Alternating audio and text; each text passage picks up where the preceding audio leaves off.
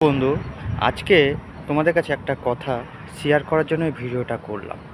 যারা প্রবাসে কাজ করে, মানে বাড়ির বাইরে অন্য রাজ্যে বা অন্য দেশে যারা কাজ করতে যায়, তাদের জীবনটা অত সহজ নয়, তাদের কাজটাও অত সহজ না।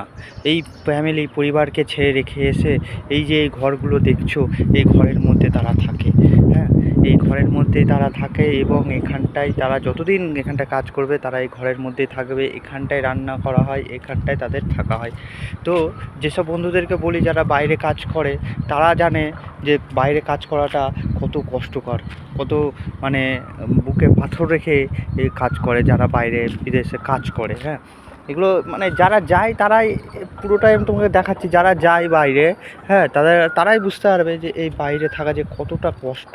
হ্যাঁ, বুকে পাথর রেখে পরিবার বাচ্চা সব রেখে দিয়ে এসে বুকে পাথর রেখে এরকম ঘরের মধ্যে তারা থাকে, শুধুমাত্র নিজের পরিবার যাতে ভালো থাকে তার জন্য।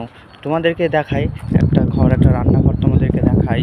সেখানটায় রান্না হচ্ছে, দেখো রান্নাঘরটা কীরকম হয়। হ্যাঁ, এই রান্নাঘর। হ্যাঁ, আর এই যে রান্না হচ্ছে।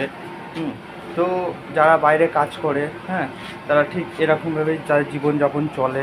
হ্যাঁ, এরকমভাবেই আর কি এখানটায় কাজ করতে আসলে বাইরে তারা এরকমভাবেই ঘর বাড়ি ছেড়ে সব কষ্টের মধ্যে এভাবে পড়ে থাকে। এটাই তোমাদের কাছে শেয়ার করলাম।